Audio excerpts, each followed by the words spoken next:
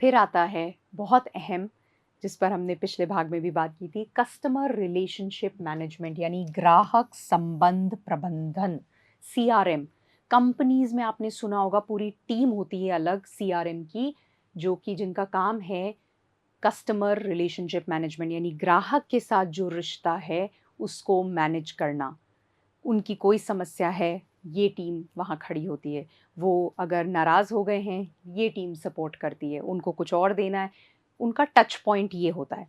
तो कस्टमर इसमें क्या आता है, कस्टमर एंगेजमेंट यानी ग्राहक से जुड़ाव, है ना? वो ग्राहक आपसे जुड़े, उसके लिए वो जाने कि आप कैसे हो, तो जुड़ाव तो हो ना, उनको समझ आए, अच्छा ये तो बड़े, क्योंकि ब्रांड अगर आप देखेंगे शुरुआत में, ब्रांड आप हो।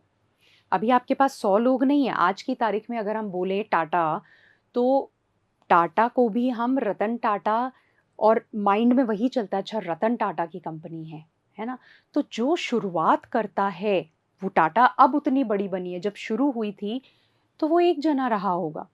तो उस वक़्त बहुत ज़रूरी होता है कि आप कौन हैं, आपके विचार क्या हैं, मूल्य क्या हैं, लोगों तक पहुँचे, आप उनसे जुड़ें, ताकि जब आपकी कंपनी बढ़ेगी, जितनी भी बढ़ेगी, वो जुड़ाव है जो कि बहुत मायने रखता है। तो विभिन्न चैनलों के माध्यम से, अलग-अलग चीज़ों के माध्यम से ग्राहकों से जुड़ें और बेस्ट कस्टमर सर्विस दें। आज की तारीख में जो बिज़नेस, जो व्यवसाय आगे बढ़ रहे हैं और बढ़ते चले जा रहे हैं, सफल हो रहे हैं, वो हैं जहाँ कस्टमर सर्विस यानी कि जो सेवा ग्राहकों को प्रदान हो रही है, वो उत्कृष्ट है, एकदम उत्तम है। और जहाँ आपने, और वहाँ लोग थोड़ा ज़्यादा भी पैसे देने को तैयार हैं, लेकिन जहाँ सेवा अच्छी नहीं है, मैंने प्रोडक्ट तो बेच दिया, अब मुझे कुछ तकलीफ़ आ रही है ग्राहक को, और ग्राहक आ रहा है और आप कोई फ़ोन ही नहीं उठा रहा है, कोई बात ही नहीं कर रहा है, कोई ढंग से जवाब नहीं दे रहा है। वो ग्राहक, उसका तो जो हुआ तो हुआ, वो बिक्री तो हो गई, लेकिन वो 4 जगह जा कर के जो बोलेगा आपके बारे में, आपकी ब्रांड को डैमेज करेगा, खराब करेगा। तो सेवा, उत्कृष्ट ग्राहक सेवा, ये बहुत ज़रूरी है। उसके बाद आता है फीडबैक एंड रिव्यू। तो जो हमने पहली बात की वो है कस्टमर एंगेजमेंट यानी उनसे जुड़ें, उनके साथ रिश्ता बनाएँ। फिर आ गया आपका फीडबैक एंड रिव्यूज़, उनसे रेगुलरली प्रतिक्रिया और समीक्षाएँ लेते रहें। डरें मत, लड़ें मत। ये नहीं कहें कि आप ऐसा कैसे फीडबैक दे सकते हैं, ये प्रतिक्रिया कैसे दे सकते हैं, ना। ग्राहकों से निरंतर रूप से आप प्रतिक्रिया लें, क्योंकि उन जब प्रतिक्रिया आएगी तो ही आप सुधार कर पाएँगे, तो आपको रियल पिक्चर नज़र आएगी। अगर आप वहाँ पर आँखें बंद करके बैठ गए कि मैं तो बस बेच रहा हूँ, आगे मुझे मतलब नहीं है, तो वो दिन दूर नहीं है जब ब्रांड गड्ढे में चली जाएगी, क्योंकि मुझे पता ही नहीं है वहाँ पर क्या हो रहा है। अच्छा है, बुरा है, कुछ बदलने की ज़रूरत है, क्या चीज़, वो आपको ग्राहक की प्रतिक्रिया, उनकी समीक्षा से पता चलेगा। तो वो करें, उसको समझें, उसकी महत्व को समझें, और उससे आपका जो उत्पाद है, आपकी सेवा है, उसको और बेहतर बनाने में उसका प्रयोग करें। ये ज़रूरी है, मार्केटिंग का पार्ट है। उसके बाद आता है आपका एनालिटिक्स एंड मैट्रिक्स। अब इसमें आप, क्योंकि व्यवसाय है तो व्यवसाय में नंबर तो आएँगे ही, है ना? कैसे पता चलेगा मुझे कि मेरा बिज़नेस या मेरा व्यवसाय अच्छे तरीके से चल रहा है, बढ़िया तरीके से चल रहा है? कैसे पता चलेगा? तो की परफॉर्मेंस इंडिकेटर्स यानी कि मुख्य प्रदर्शन संकेतक, वो कौन से इंडिकेटर्स होंगे या संकेतक होंगे जो मुझे ये बताएँगे कि मेरे मार्केटिंग का जो एफ़र्ट है, जो भी मैं कार्य कर रहा हूँ मार्केटिंग के लिए, उसकी सफलता को नापना तो है, मापना तो है। तो वो कौन से ऐसे इंडिकेटर्स होंगे, तो वो आप तय करोगे, आप पहचानोगे, आप डिसाइड करोगे, निर्णय लोगे कि मेरे मार्केटिंग प्रयासों की सफलता को मापना, मेजर करना वो ज़रूरी है। क्योंकि आप एफर्ट करते जा रहे हो, आपकी कुछ लागत भी लग रही है, आपने ये चैनल यूज़ किया, आपने ये किया, पर उसकी सफलता क्या हो रहा है? कुछ हुआ, नहीं हुआ, कितना फ़ायदा हुआ? अब वो इंडिकेटर्स क्या होंगे, वो क्या संकेतक होंगे? क्योंकि मैं ये सोच सकती हूँ, नहीं बहुत बढ़िया, बहुत अच्छा हो रहा है, या मुझे ऐसा लग रहा है हाँ मोटा मोटा हाँ हम पहुंच रहे हैं लोगों तक। अरे कैसे पता चलेगा, कैसे पता चलेगा? तो वो कितनी लीड्स जनरेट हो रही हैं, यानी कितने लोगों की रुचि आ रही है, लीड आ रही है, उससे पता चलेगा। या फिर कितने लोगों तक हम पहुंच पा रहे हैं, या मैंने अगर ऐड चलाया ऑनलाइन तो मेरे ऐड पर, फेसबुक ऐड पर कितने लोग क्लिक कर रहे हैं, कितने लोगों ने क्लिक किया और क्लिक करके वो मेरे पेज तक आए। क्लिक करा और छोड़ के चले गए, क्लिक किया और फिर कितने लोग पेज पर आए। क्योंकि अगर खाली क्लिक किया मतलब उनको इंटरेस्ट आया, उनकी रुचि थी उस ऐड में, उन्हें कुछ समझ आया। लेकिन उसके बाद फिर वो मेरे पेज पर आए, और पेज से फिर कितने लोगों ने बुक किया मेरा प्रोडक्ट या खरीदा मेरा प्रोडक्ट, नहीं खरीदा, खरीदा। तो आपको हर स्टेज पे पता चलेगा, लेकिन ये आपको निर्धारित करना होगा कि वो कौन से संकेतक होंगे जो आपको बताएंगे कि हाँ ये सही चल रहा है। फिर आता है आपका डेटा एनालिसिस। ये आदत शुरू से डालिए। बिजनेस के, व्यवसाय के निर्णय डेटा के बेसिस पर, डेटा का विश्लेषण करके लेना हमेशा लाभदायक होता है। वरना आप अपनी धारणाएं और आपके जो मूल्य हैं उसके मुताबिक चलते जाते हो, नहीं ये ऐसा ही होना चाहिए, नहीं ये बढ़िया है। लेकिन जब मेरे पास संकेतक हैं, मेरे पास डेटा है कि मुझे लगता था कि ये वाला सेगमेंट है, ये इसको ज़्यादा पसंद करेगा, ये वाला सेगमेंट जो है लोगों का, ये जो भाग है ये नहीं करेगा उतना, लेकिन जब डेटा देखा तो मैंने देखा ये तो कुछ और ही हो रहा है, और एक नया भाग और निकल कर आ गया कुछ। तो डेटा का विश्लेषण करें, उसका एनालिसिस करें, उस ये सीखें कि उस डेटा को कैसे यूज़ करेंगे, है ना, अपने बिजनेस को आगे बढ़ाने में, उसमें बदलाव लाने में। तो डेटा, ग्राहक का व्यवहार, अभियान प्रदर्शन, है ना, समग्र मार्केटिंग, आरओआई, इस सब में अंतर्दृष्टि प्राप्त करने के लिए डेटा एनालिटिक्स टूल का उपयोग करना सीखें, ज़रूरी है। फिर आता है कंटिन्यूअस इम्प्रूवमेंट। निरंतर सुधार चाहिए ही चाहिए। तो पहले तो मैं पहचानूं कि सुधार के क्षेत्र क्या हैं। उसकी पहचान करने के लिए मार्केटिंग जो डेटा है उसकी नियमित समीक्षा। आप रोज़मर्रा आप ये देख सकते हैं कि ये 4 संकेतक मैं रोज़ देखूंगी, या ये 2 संकेतक हैं जो मैं रोज़ देखूंगी कि आज ये कितना हुआ, आज ये कितना हुआ, आज ये कितना हुआ, आज ये कितना हुआ। ऐसे संकेतक, ऐसा डेटा होना चाहिए जिसको आप जिसका विश्लेषण, जिसकी समीक्षा आप नियमित रूप से करें, है ना, और वो बहुत महत्वपूर्ण है। जहाँ उद्यमी ने डेटा को ध्यान में नहीं रखा, नहीं सीखा कि कैसे डेटा के साथ काम करना है, वहाँ पर सब गड़बड़ है। वहाँ पर आपको अंदाज़ा ही नहीं लगेगा। अगर आप ये देखना चाह रहे हो कि पिछले 6 महीने में हमने ऐड चलाए, उसमें इतना पैसा गया, उसका फ़ायदा क्या हुआ? तो वो डेटा ही बताएगा। तो कौन से संकेतक होंगे? वो डेटा कैप्चर होना चाहिए, आना चाहिए, लिखा हुआ होना चाहिए, और फिर उसको कैसे एनालाइज़ करना है, ये सीखना होगा। फिर आ जाता है आपका बिक्री फनल, सेल्स, क्योंकि अल्टीमेटली हम ये चाहते हैं कि ग्राहक हमारा उत्पाद या सेवा खरीदे। अब फनल का मतलब है किस तरह से वो जो बिक्री है वो होगी, उसके लेवल्स क्या होंगे। तो सबसे पहली चीज आ जाती है जागरूकता। आपके ब्रांड के बारे में जागरूकता पैदा करना सबसे पहले ज़रूरी है। सारी मार्केटिंग का, प्रचार का पहला पार्ट यही है ना, लोगों को पता तो चले कि मैं भी हूँ इस दुनिया में, मेरी भी ब्रांड है।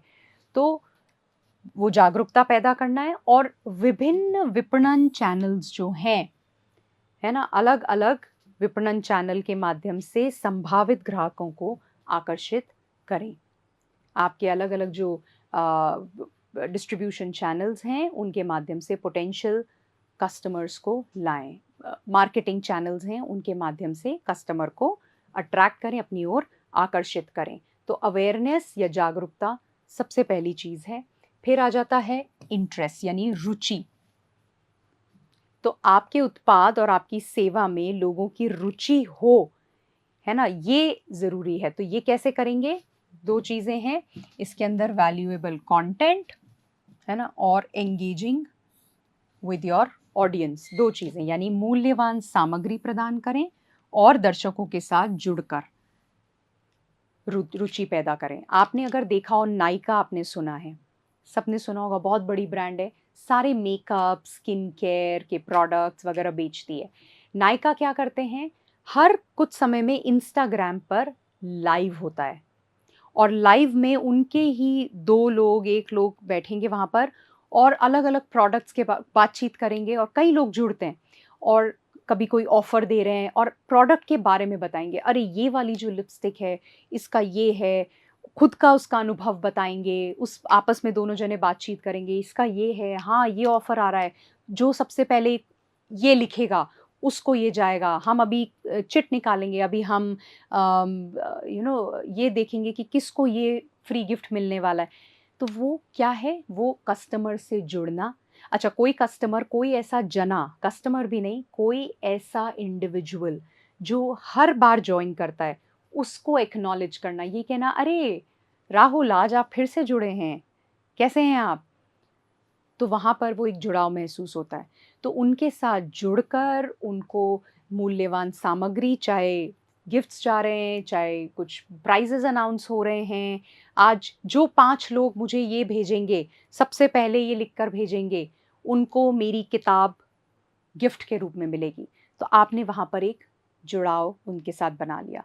तो उनके साथ जुड़िए, मूल्यवान कंटेंट दीजिए, सामग्री दीजिए, अलग-अलग चीज़ें दीजिए, जिससे कि आपके सेवा, आपके उत्पाद में उनकी रुचि और ज़्यादा पैदा हो। तो इंटरेस्ट पैदा करना बहुत ज़रूरी है। जागरूकता हो गई, उनको पता चला, अब इंटरेस्ट कैसे आएगा? इतना सब कुछ है, आप ही के उत्पाद और सेवा में कैसे रुचि आए? फिर आता है कंसिडरेशन, विचार, है ना? क्योंकि जो लोग आए, अब उनका ईमेल आईडी मिला, उनको नर्चर करना ज़रूरी है ना? उनका पोषण करना ज़रूरी है, क्योंकि वरना वो छूट जाएँगे, वो आपसे जुड़े हुए नहीं रहेंगे। तो उनको कैसे आप लीड को नर्चर कर सकते हैं? टारगेटेड मार्केटिंग एफर्ट्स, यानी कि फ़ोकस किए हुए मार्केटिंग के प्रयास, जैसे कि अभी हमने बात की थी, ईमेल कैंपेन्स हो सकते हैं।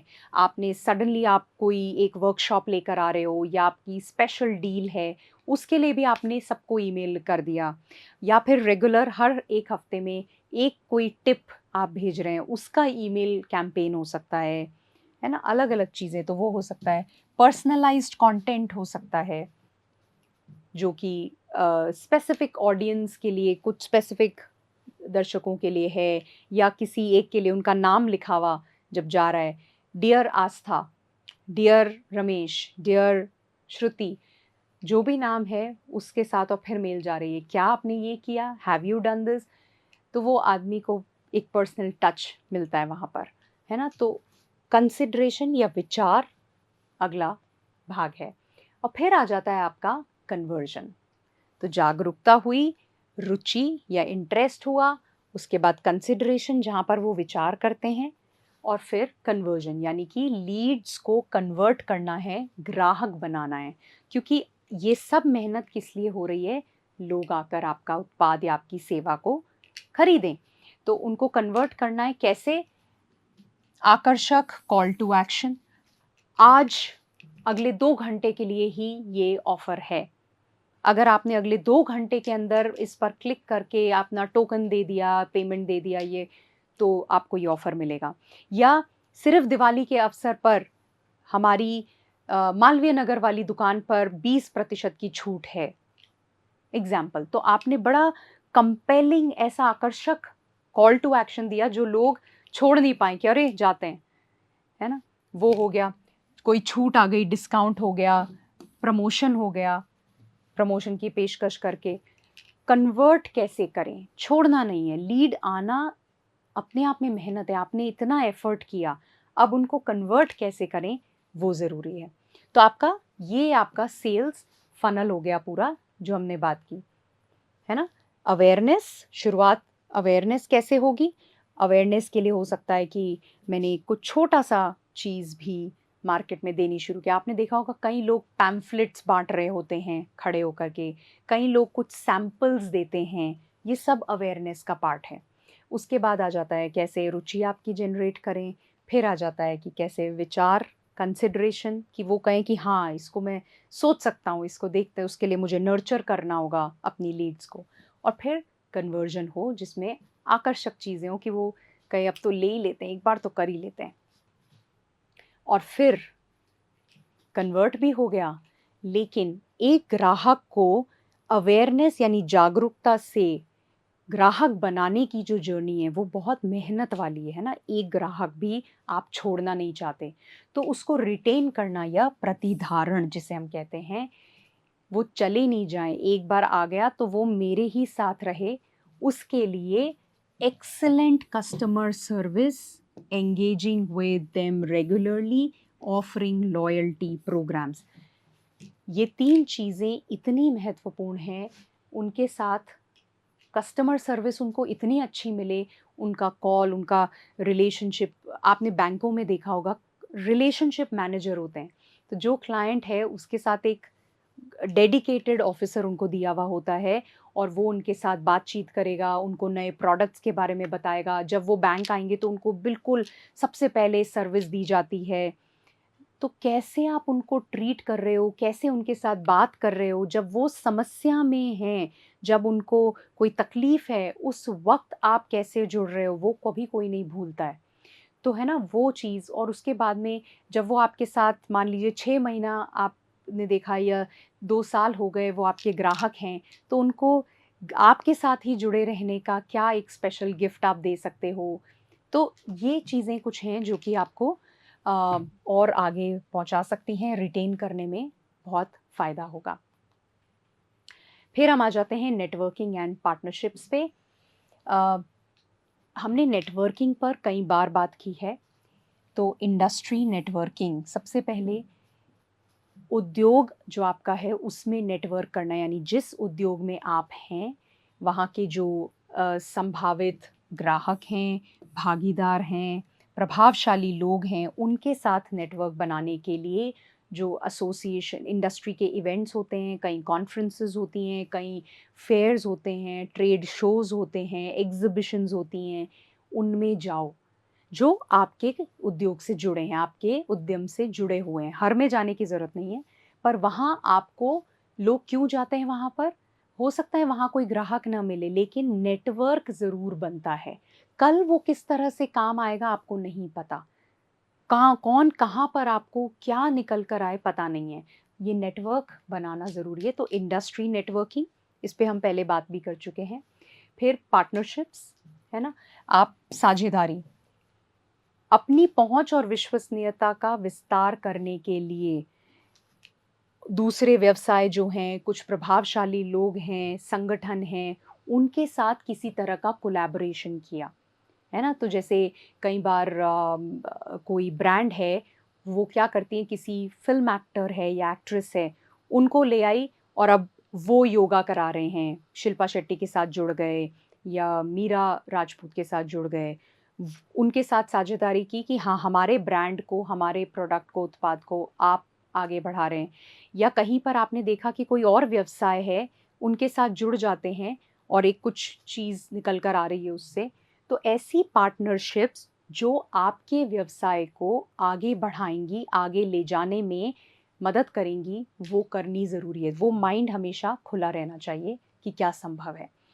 तो इसी के साथ आज का ये भाग हम यहीं पर ख़त्म करते हैं। हमने बात की इन सभी चीज़ों पर कि मार्केटिंग और सेल्स में क्या-क्या चीज़ें हैं जो होनी चाहिए, किन-किन चीज़ों पर आपको ध्यान रखना है। और जैसा मैंने कहा, जब आप अपना उद्यम कदम रखेंगे, व्यवसाय शुरू करेंगे, तो ये 2 क्षेत्र ऐसे हैं जिन पर सबसे पहले आपका ध्यान केंद्रित होगा। तो हमने इसीलिए इतना वक़्त लगाया, इन पर बात की और मैं आशा करती हूँ आपको काफ़ी क्लैरिटी मिली, काफ़ी चीज़ें साफ़ हुई, काफ़ी चीज़ें समझ भी आई होंगी कि किन-किन चीज़ों पर ध्यान रखना है। हमने कई सारी पिछले भागों में हर क्षेत्र पर बात की थी, वित्तीय अलग है, कानूनी अलग है, लेकिन हर क्षेत्र की गहराई बहुत ज़्यादा है। अगर आप उसमें घुसेंगे तो बहुत चीज़ें हैं। मैं ये नहीं कह रही हर चीज़ एक साथ शुरू कर दो कि ये भी होना है, ये भी होना है, ये भी होना है, ना। एक कदम, एक चीज़, पर जो चीज़ें बिल्कुल ज़रूरी हैं, वो होनी ही हैं। जो चीज़ें देखी जा सकती हैं बाद में, वो बाद में है, वो आपकी रणनीति होगी। तो आशा करती हूँ फ़ायदा मिला होगा। हम मिलते हैं अगले भाग में, तब तक के लिए नमस्कार।